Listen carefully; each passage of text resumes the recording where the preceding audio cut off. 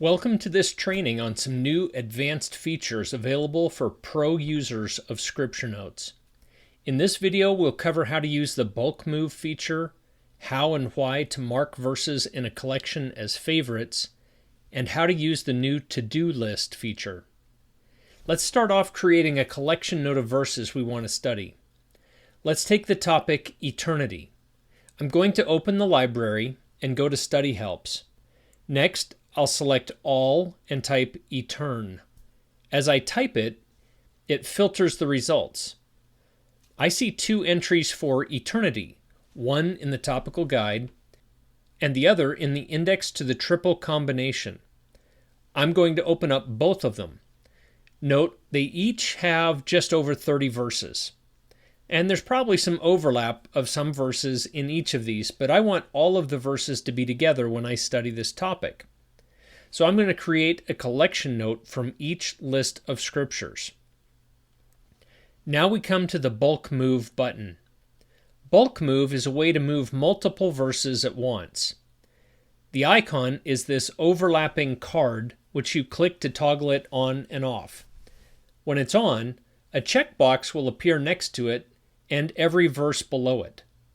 By selecting the box at the top, it will select all the verses in the collection, or search, or chapter, whatever pane you're in. You can individually select verses below it and limit what you want to bulk move. As you select verses, the regular drag icon will change into an overlapping icon as well. If you drag this to a collection note, it will drop and add all the selected verses into that new collection.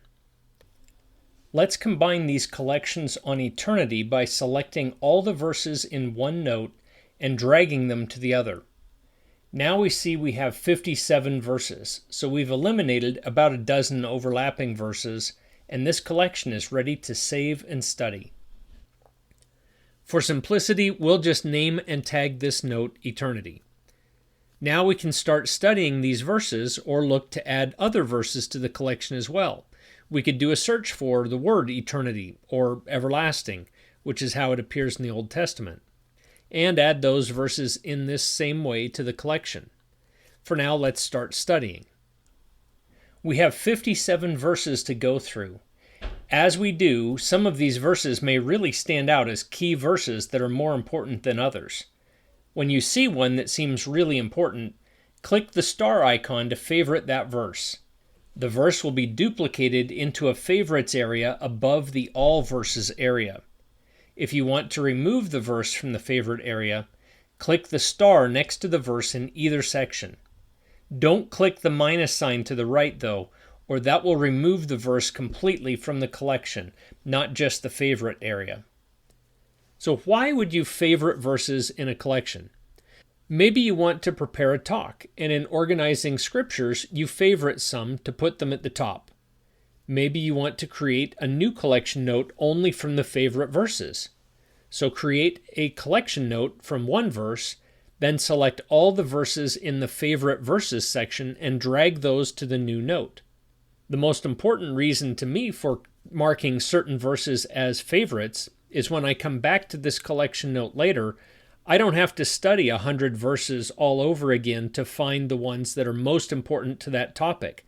I already have them right at the top. Now let's touch on the to-do list. Are you ever in the middle of studying something and realize you need to study something else too, but don't have the time to be diverted right then? Open the to-do list and add a task. If you have a bigger project with multiple tasks, don't just add it to your to-do list, but create a project and then add new tasks to the project list with all your ideas for study. You could even use this for other things like a prayer roll or other goals that you have. With the addition of these tools, Scripture Notes will really help you study the Scriptures in a deeper and more comprehensive way.